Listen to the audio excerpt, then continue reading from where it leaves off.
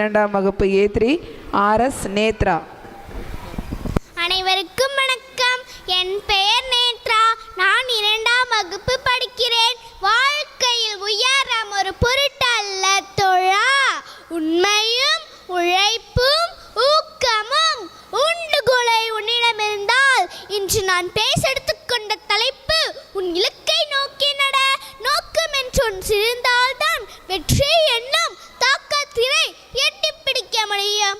எப்பொழுதுமே நமது இலக்குகளை நோக்கி முன்னேறும் போது அதன் மீது மட்டுமே நமது கவனம் இருக்க வேண்டும். மாறாக தடைகளை நினைத்து கவலைப்பட்டால் நமது இலக்கு நோக்கிய பயணம் சிதறி போய்விடும். ஒரு செயலில் வெற்றி பெற வேண்டுமென்றால் கடுமையான உழைப்பும் முயற்சியும் தேவை. தடைகளை எல்லாம் தகர்த்தெறிந்து வெற்றியை அடைய நம்மால் முடியும் என்ற நம்பிக்கை வேண்டும். சிலந்தை போல வீழ்ந்தாலும் மீண்டும் மீண்டும் எழுந்து வர வேண்டும். எத்தனையோ சோதனைகள் வரும். நமது இலக்கு நோக்கி பயணிக்கும் போது அவற்றை எல்லாம் தகர்த்தெறிந்து சாதனை படைப்பவனே ஒரு சிறந்த மனிதன். ஒரு சிற்பி கல்லை செதுக்கி நல்ல சிற்பமாக மாற்றுகிறான். அதே போலதான் தடைகளும். அந்த தடைக்கற்கள் நம்மை நன்றாக செதுக்கி வெற்றியை அடைய நம்மை மேன்மேலும் துண்டிக்கிறது. ஒவ்வொரு மனிதனும் தற்பொழுது தாம் இருக்கும் நிலையை விட உயர்ந்த நிலையை அடைய வேண்டும் என்று எண்ணுவது இயல்பு.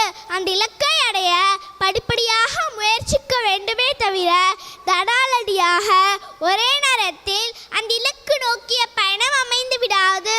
அப்படி முயற்சி செய்தால் விபரீத விளைவுகளே ஏற்படும். சுய முன்னேற்றத்தை நோக்கி பயணிப்பவர்களில் பலர் தம்மால் வெட்ட முடியவில்லையே, நமக்கு அந்த திறமை இல்லையே என்ற எதிர்மறையான எண்ணத்தை தமக்குள் உருவாக்கி கொள்கிறார்கள்.